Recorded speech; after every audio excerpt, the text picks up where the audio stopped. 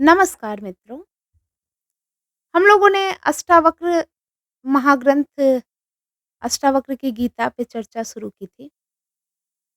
आज वीडियो देखने के बाद जो पार्ट 2 बनाया गया था, कुछ क्वेश्चन्स पूछे गए। कुछ साथियों ने मेल के माध्यम से, कुछ साथियों ने व्हाट्सएप के माध्यम से 2-4 क्वेश्चन पूछे।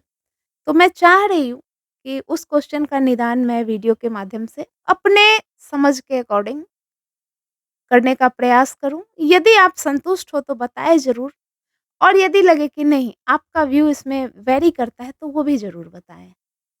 आप बताने के लिए हमारा मेल आईडी यूज़ कर सकते हैं, व्हाट्सएप नंबर यूज़ कर सकते हैं, या फिर यूट्यूब चैनल पर ही कमेंट के माध्यम से हम प्रश्न उत्तर कर सकते हैं। तो जैसा कि मैंने कल कहा था, अष्टावक्र महोदय से जनक जी का दूसरा प्रश्न कि मुक्ति क्या है? अब यहाँ पे बात आई थी डिटैचमेंट की। तो जो प्रश्न था, वो था कि डिटैचमेंट मीन्स क्या? हम अपने आस-पास के सारी की सारी चीज़ों को, अपनी ज़रूरतों को, या अपने फैमिली रिलेशनशिप में हर चीज़ को इग्नोर कर दें, नकार दें, और हम ये मान के बैठ जाएँ कि हम मुक्त हैं। क्या ये एक उचित तरीका है? क्या यही है अष्टावक्र गीता का सार? तो मित्रों, ऐसा नहीं है। जिनका भी प्रश्न था, ऐसा बिल्कुल भी नहीं है। देखिए, यहाँ पे बात समझने की है। अष्टावक्र गीता जो हमें कहती है कि आप अछूते हैं, अकर्ता हैं, आप कुछ कर ही नहीं सकते, क्योंकि आप चैतन्य शक्ति हैं। इसका ये मतलब बिल्कुल भी नहीं है कि हम अपने दैनिक कर्मों को, अपने ज़िम्मेदारियों को, या अपने आस-पास के जो सामाजिक कार्य हैं, जो व्यक्तिगत कार्य हैं, जो हमारी गृहस्थ जीवन की ज़िम्मेदारी है, उसे नकार दें, बिल्कुल नहीं।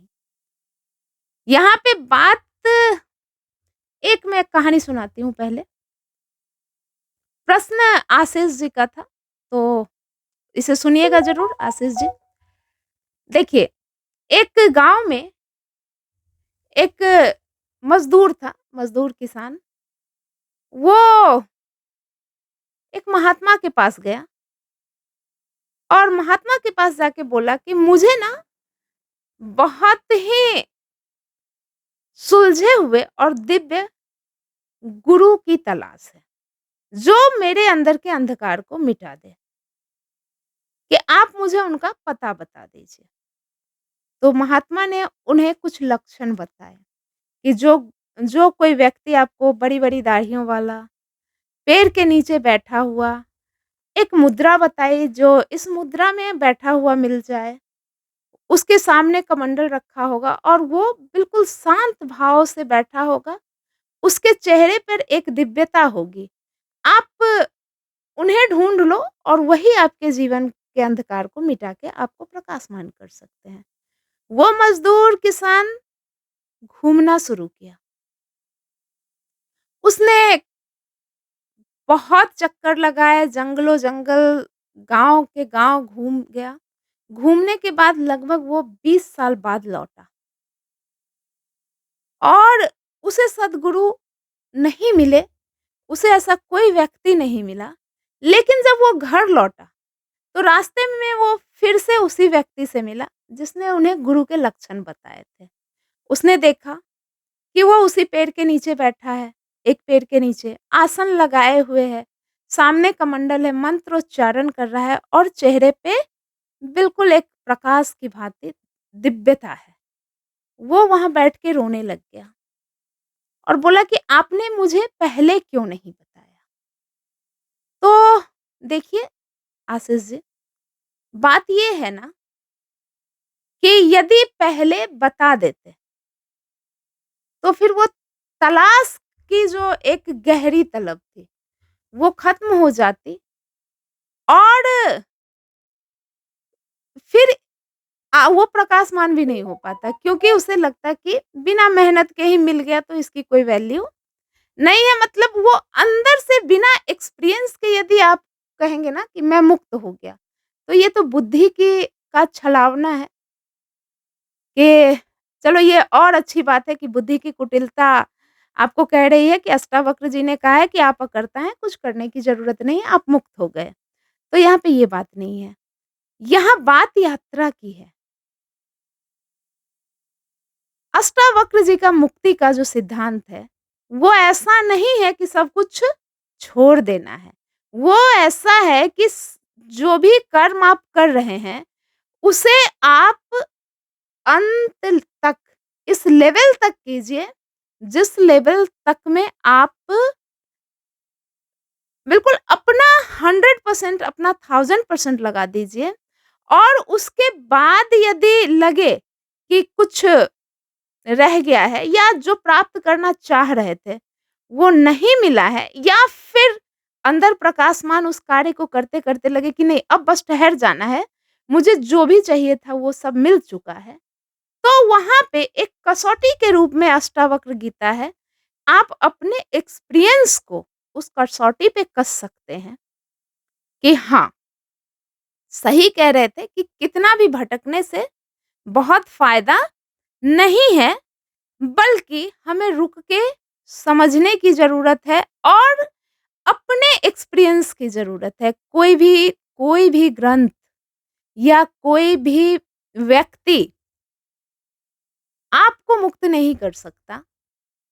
ये कह देना कि आप मुक्त ही हैं, ये तो बहुत ही अकर्मण्यता को बढ़ावा देना है। ऐसा अष्टावक्र जी ने नहीं कहा है, बल्कि उनका जो कहना है, वो है कि आप मुक्त ही हैं, ये जिस दिन आपके अंदर से आए। मतलब जो आपके एक्सपीरियंस से महसूस हो कि हमें मुक्ति के लिए एक्चुअली कुछ करने की ज़रूरत नहीं थी, हम मुक्त ही हैं।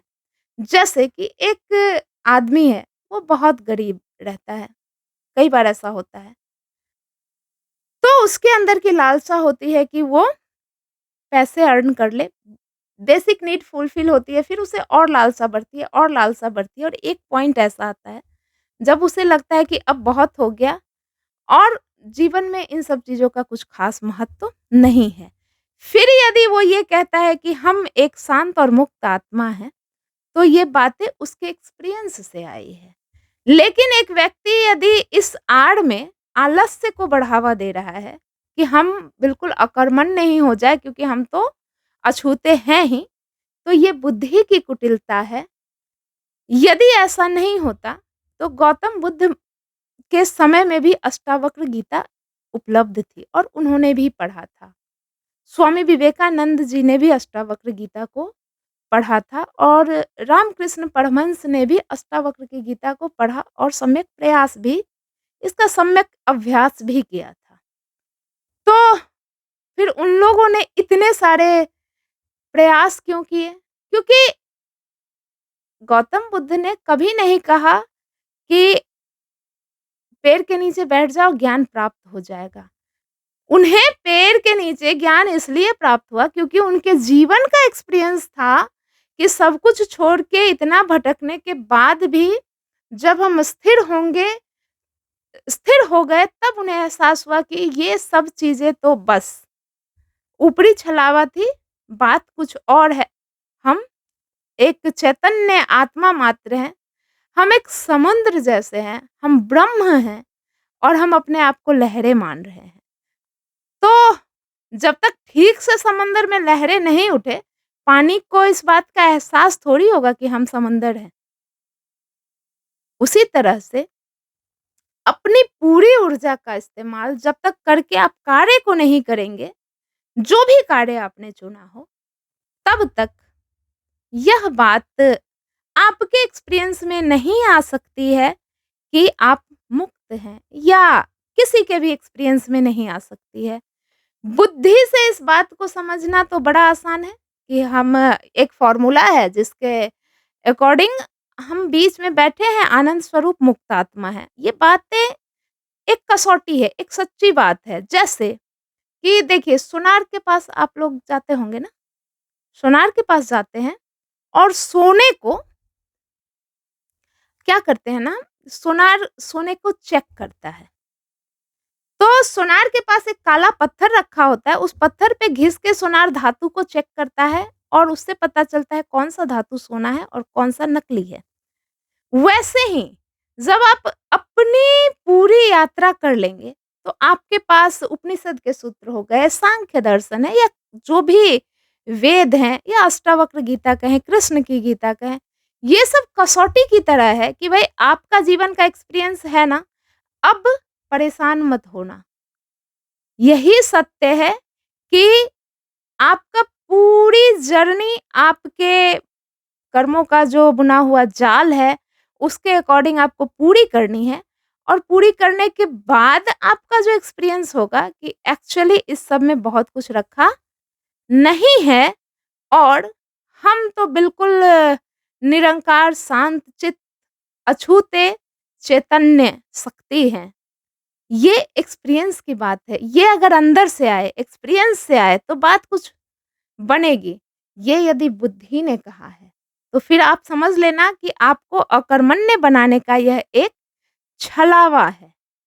नहीं तो सारे जो भी हमारे ऋषि हुए हैं, जो भी हमारे गुरु या आप कहें जैसे हमारे गौतम बुद्ध हैं, हमारा बाकी का जो भी स्कूल है, जो भी धर्म है, सभी लोग काम छोड़ के क्योंकि उन लोगों ने तो पूरी कसौटी पे कस ली थी। सब कुछ छोड़ के बैठ जाते कि नहीं हम तो मुक्त हैं ही, बस अब देह छोड़ने की बात है।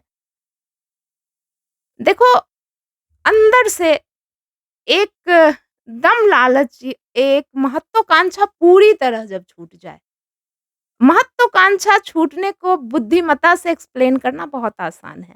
लेकिन अंतर्मन में महत्वाकांक्षा जब वाक़ई नहीं रहे, उस समय ये घोषणा करना कि हम मुक्त हैं, वो फलाभूत होता है।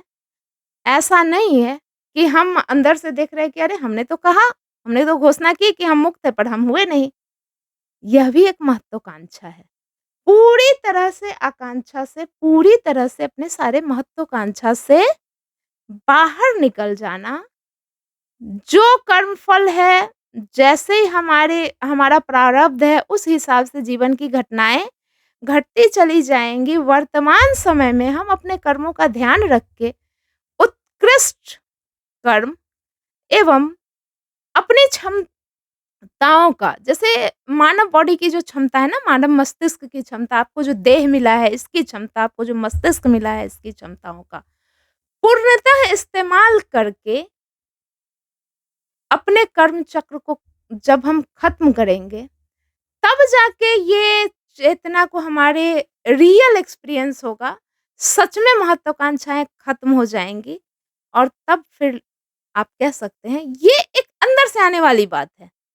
ये ऐसा नहीं है कि कोई फ़ॉर्मूला है जिस पे कि मैम ने कहा कि नहीं सभी मुक्त हैं, तो सब कुछ तो हमारी बॉडी कर रही है, हम तो अछूते हैं तो हम कुछ भी करने दो। नहीं, कर तो आप ही रहे हैं ना बॉडी के अंदर से, वरना आप निकल जाएँगे तो बॉडी खाना खाएगी क्या? हम निकल जाएँ यदि बॉडी से, चेतना यदि निकल जाए, तो बॉडी सोच सकती है क्या? हमारा मस्तिष्क सोच सकता है क्या? खाना खा सकते हैं क्या? नहीं। हमारे दोनों हाथ, दोनों पाँव टूट जाए, हम ज़िंदा रह सकते हैं। हमारा मस्तिष्क विक्षिप्त हो जाए या निकाल ही दिया जाए, फिर भी हम पड़े-पड़े आईसीयू में ज़िंदा रह सकते हैं। हम अंग-भंग होके व्हीलचेयर पे भी ज़िंदा रह सकते हैं, लेकिन एक चेतना हमारे अंदर से निकल जाए और समूची बॉडी और समूचा मस्तिष्क, सारी ज्ञानेंद्रियाँ, कर्मेंद्रियाँ व्यवस्थित रूप से भी रहें, तो हम किसी भी काम के लायक नहीं रहते और हमें मृत कहा जाता है। और जहाँ पे जो भी संस्कार है, जो भी व्यवस्था है, उसके अकॉर्डिंग हमारा देहावसान कर दिया जाता है। तो मतलब बॉडी तो एक डिवाइस है, उसे ऑर्डर तो हम ही दे रहे हैं ना। तो ज़ाहिर-सी बात है कि मुक्ति का ये सेंस नहीं है। मुक्ति का मतलब है आपके अंदर से आया हुआ मतलब सब कुछ करके जब आप बैठोगे, जब आपको लगेगा कि नहीं हमने सब कुछ ट्राई किया, जो करना चाहे यूपीएससी करना है, पढ़ाई करके यूपीएससी करने का प्रयास कीजिए। आपको बॉलीवुड में जाना है, बिल्कुल जाओ। आपको कोई भी काम जो करना है उसे उच्चतर स्तर तक करो और उसके बाद एक जो एहसास होता है, वहाँ से आता है मुक्ति का एहसास। तो अष्टावक्र जी के अकॉर्डिंग मुक्ति का मतलब आपके जीवन के एक्सपीरियंस के बाद जो आप घोषणा करते हैं कि हाँ, हम वाक़ई अछूते और मुक्त हैं, हमने कुछ नहीं किया है। ये सब तो हमारे जो कर्म चक्र हैं वो बनते चले गए। ये है उसका सेंस। उसका ये सेंस बिल्कुल नहीं है कि हम सारे काम को छोड़ के बैठ जाएँ। धन्यवाद।